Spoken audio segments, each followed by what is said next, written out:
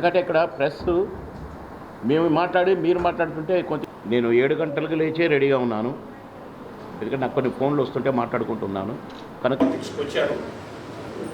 చాలా దేశాలు వెళ్ళినాం, చాలా దేశాల అధినేతలు వాళ్ళందరూ కూడా మా దేశంలో చేయండి అన్నారు, కొన్ని దేశాల్లో చేస్తూ ఉన్నారు. ఓటు కూడా లెక్క చూసుకోవాలి.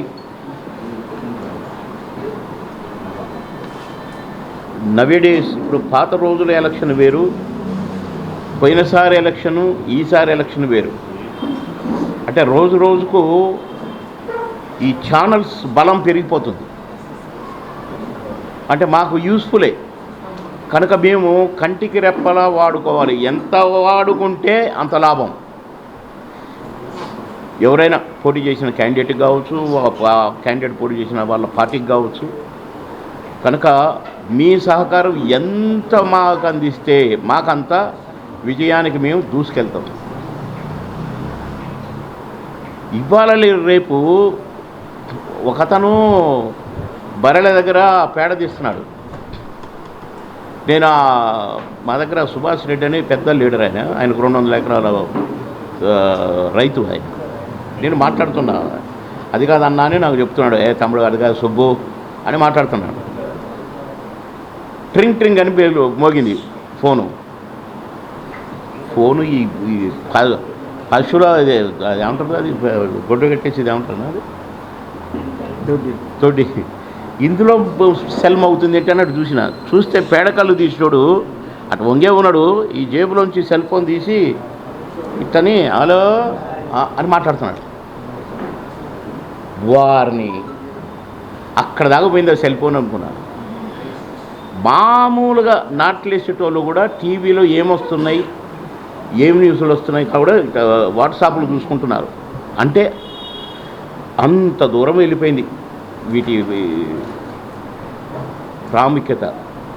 అందుకని ఇక ఎలక్షన్స్కి అయితే ప్రాణవాయువుతో సమానం, ఆక్సిజన్తో సమానమైంది. కనుక నేను ఇప్పుడు మిమ్మల్ని వ్యూవర్స్ ఎంతమంది అని అడిగి తెలుసుకున్నది ఎందుకంటే నేను పాలగారికి చెప్తానికి ఇంత ఛానల్స్ వచ్చినాయి, ఇక ఈ ఛానల్కి ఇంతమంది అని వారికి కూడా తెలియాలి. కనుక నేను ఇప్పుడు వాట్సాప్ చేసి చెప్పాలి, అందుకని తీసుకున్నాను.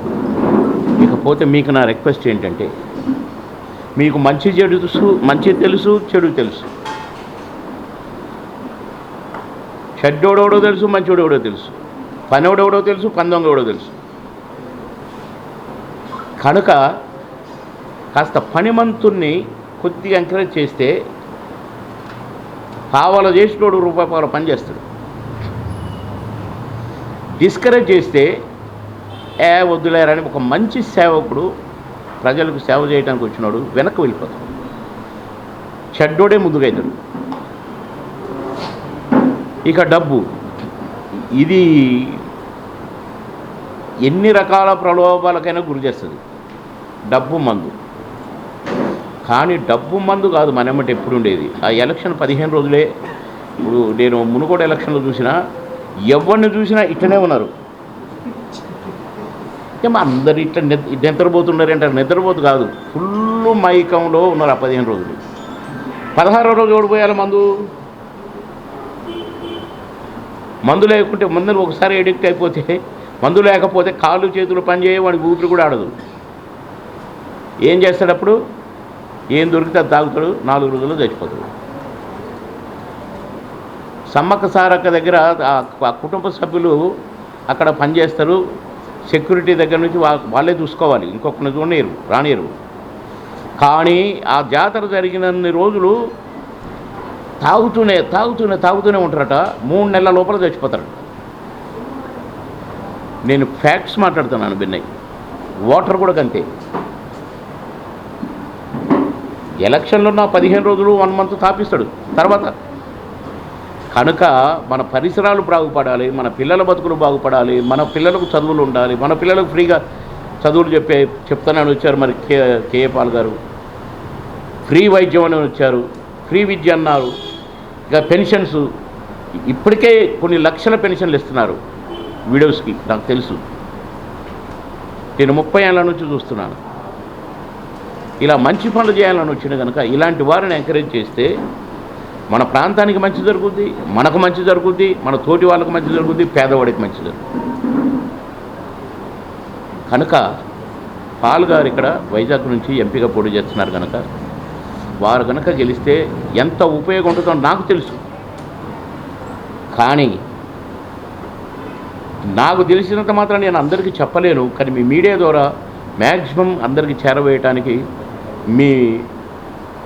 మీ టీవీలు పనిచేస్తాయి, మీ యూట్యూబ్లు కూడా పనిచేస్తాయి. మేము చిన్న పెద్ద వ్యూవర్స్ ఎక్కువ మంది ఉన్న టీవీకినే గౌరవిస్తాం అట్లా అంటున్నారు. నేను అందరూ సమానమే, అందరూ గొప్పవాళ్ళు. ఈ మీడియాని మెయింటైన్ చేసే ప్రతి ఒక్కరు కూడా గొప్పవాళ్ళు. ప్రతి ఒక్కరికి నా విన్నపం ఏంటంటే రేపు జరగబోయే ఎలక్షన్స్కి మీరందరూ కూడా మీ సహాయ సహకారాలు పాల్ గారికి అందించాలని అది రిక్వెస్ట్ చేయడానికే నేను వచ్చాను. వారు పెట్టుకున్న ఎన్నికల మేనిఫెస్టోలో పెట్టిన అన్నిగా కూడా పేదవాడికి ఉపయోగపడేవి.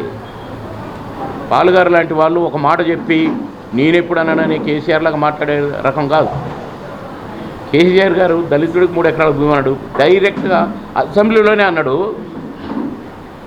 మరుసటి బడ్జెట్ సమావేశం నేనెప్పుడన్నా అన్నాడు.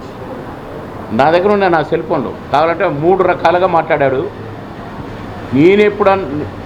ఏ 3 ఎకరాల భూమి, ఎకరం ఉన్నోడికి 2 ఎకరాలు కలిపి 3 ఎకరాలు, 2 ఎకరాలు ఉన్నోడికి 1 ఎకరం కలిపి ఇవన్నీ అన్నాడు. నేనెప్పుడన్నా అన్నాడు అసెంబ్లీలో ఒకసారి, రెండోసారి రాదు. నువ్వు ఏమి చెప్పినా రాదు, ఏమి చేసినా రాదు. ఫ్యాక్ట్స్ మాట్లాడటమే తెలుసు. అందుకని స్ట్రైట్గా మాట్లాడతారు పాల్ గారు. కాబట్టి వారు చెప్పేటి అన్ని నిజమే, వారు మేనిఫెస్టోలో పెట్టిన నిజమే. దయచేసి మన మేనిఫెస్టో పాల్ గారు మేనిఫెస్టో అందరికీ ఒక్కొక్క కాపీ, ఇప్పుడు కాదు సార్, అయినాక ఒక్కొక్క కాపీ అందరికీ ఇవ్వండి. ఎందుకంటే వాటిని బాగా ఫోకస్ చేస్తే కరెక్ట్.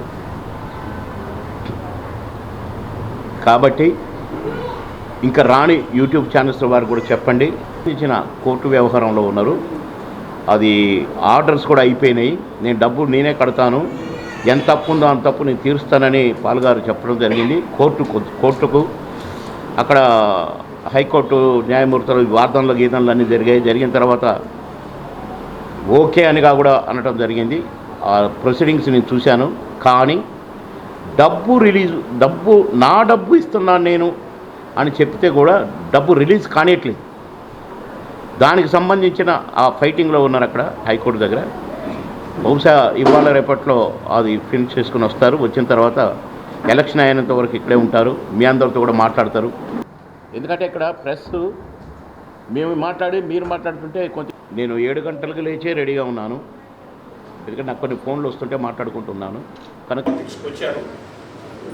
చాలా దేశాలు వెళ్ళినాం, చాలా దేశాల అధినేతలు వాళ్ళందరూ కూడా మా దేశంలో చేయండి అన్నారు, కొన్ని దేశాల్లో చేస్తూ ఉన్నారు. High viewers, Vizag vision channel ని సబ్స్క్రైబ్ చేసుకోండి. మా ఛానల్ అందిస్తున్న జాతీయ అంతర్జాతీయ స్థాయి వార్తా విశేషాలు నోటిఫికేషన్స్ కోసం ఇక్కడ కనిపిస్తున్న బెల్ ఐకాన్ ని క్లిక్ చేయండి.